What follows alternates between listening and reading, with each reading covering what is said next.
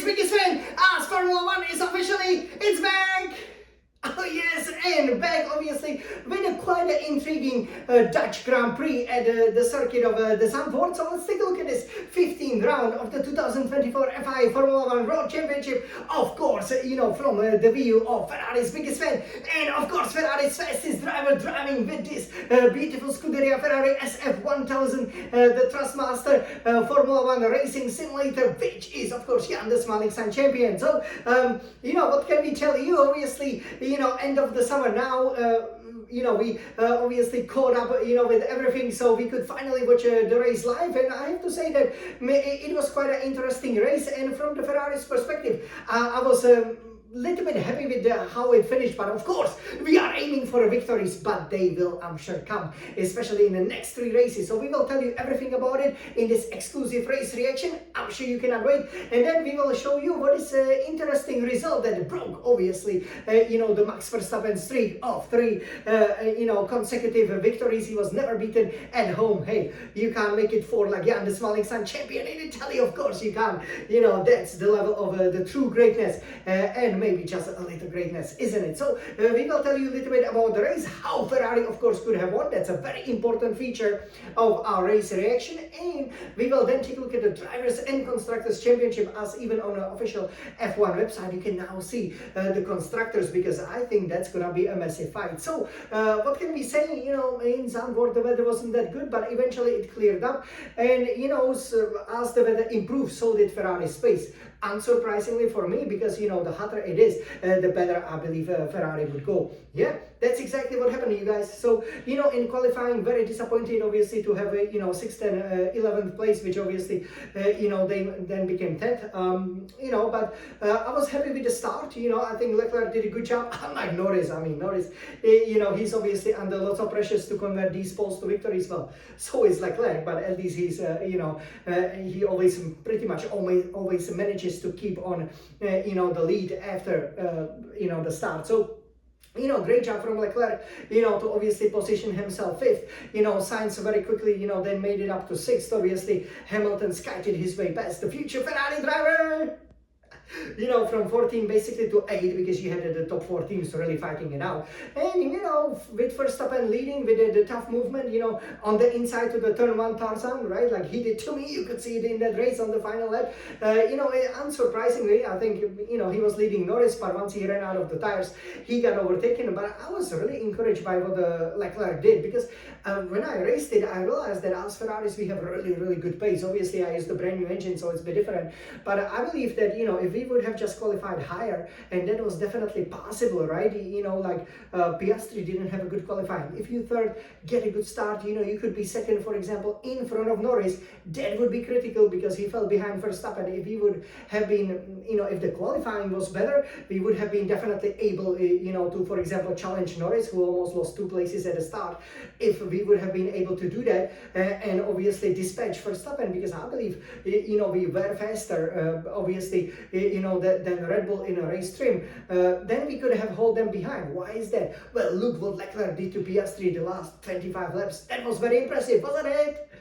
And that's why we've gotten the 3rd place. So obviously Charles was very, very happy about it. Really good drive. I felt that the undercut was very, very powerful. So it was great that Ferrari took it, and only a one-stop strategy. So you basically go from the medium to the hard tire. They are really hard tires. The C1. So I was a little bit surprised about it. Obviously, that they selected such a hard tires. But yeah, it was great. Because we were able to, for example, undercut Russell, who was running 3rd, so he would then fall back to 7th.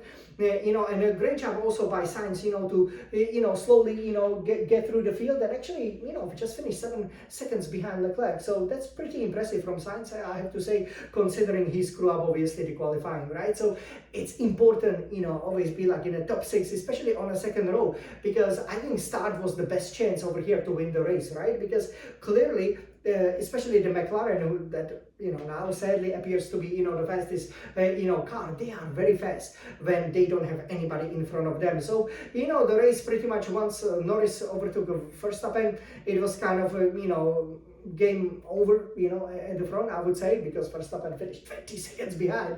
That's very impressive. So will there be a title fight? I'm not so sure, because you will see Norris is 70 points behind, Leclerc almost 100 points.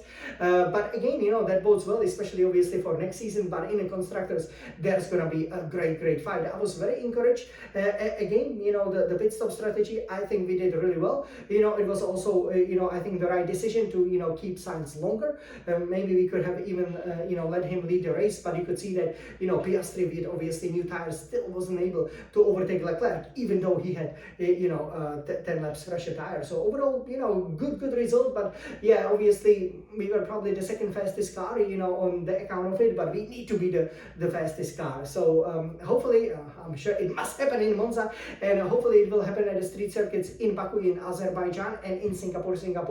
And the title, can look very different after round 18. So overall, I think, this was a good beginning, to the final 10 races of the 2024 FIA Formula 1 season. I don't believe, that Norris will be able to win that easily, because this track clearly shares some characteristics like, these long, round 90-degree turns, that are also characteristics of the Hungary ring, for example, where McLaren were very strong. So, I believe we have every chance, especially with the next 3 races, but we gotta make sure we plant it on pole position. Again, please watch, the hot laps and, to really learn, how to put it on the pole positions as well as the fastest laps. And, once that happens, if you have a good strategy, if you are able to understand in Belgium, obviously one-stop strategy was the way to go, right? So you want to run long. But for example, here in Netherlands, the undercut was the way to go. So, it is very critical, making no mistakes. Having no lookups, overtaking again was relatively easy at Zandvoort. So overall, what a pity that it wasn't better than the 3rd place, because I think outside victory was possible, but obviously quite a dominant performance over here. So what does that mean for the drivers, and especially for the Constructors' Championship? Are you ready to see it on this Scuderia Ferrari Red Retina iMac? Of course you are. So let's take a look. So here, I'll nicely turn it for you so that you can see how it looks like. So let's consider, okay, first for a moment, very impressive victory. I didn't know this was the biggest margin in the 2024 season. So yeah, again, great results over there. And it was great to see Benz's kind of, being a little bit, humbled, right, by this result. Only 7 and 8, Gasly, Alonso, well, that's, Gasly kind of rediscovered his form for a while. This is how the Drivers' Championships looks like. So you can see now on the official F1 website, you can see it because it's heating up. But the Verstappen with 295 points, Norris with 225. I think 70 points over 9 races. That will be difficult, but it's not impossible. I was able to come back from such deficit, so who knows? But we definitely don't want to see the oranges winning. With Ferrari's Leclerc 192, 103 points behind. Again, there's everything to play for. That is for sure. And yeah, for the rest, we can see Piastri 179, Sainz 172, one of the Benzes 154, Hamilton 139, Perez 122, Russell. It will be interesting. Alonso 50, Stroll 24, obviously out of it. But look at this. Now here, as we see that uninspiring, C on the outskirts, obviously, of Zandvoort. This is the Constructors' Championship. So in the Constructors' Championship, it looks really good, right? You can see Red Bull Racing 434 points, but just 30 points to McLaren, who have 404, and who I think will overtake them in a few races time. But Ferrari 370, think about it. 3 races where we can be very strong coming up. Obviously, one of these, McLaren or Red Bull, will have to finish 5th and 6th, right? So there are lots of points to be made up, because they can only get 18. If you can get 44, 20 points by the end of Singapore, we could be leading Constructors' Championship. We really have to. I think Mercedes-Benz were 276 kind of out of it. You can see Aston Martin 74, and obviously the rest of them are over there. So yeah, now is the time for us, to really, take the chance, go for the victories, and yeah, now is our time. And if the upgrades are gonna work, I do believe we could then have a really amazing final 6 races. It would be great if somebody could catch Verstappen. That would be really great. But if not, let's at least win the Constructors' Championship. Like, actually, maybe I shouldn't say so, but today in Las Vegas, in collaboration with Charles Leclerc, that was a fantastic victory. You guys will, enjoy, that race so much.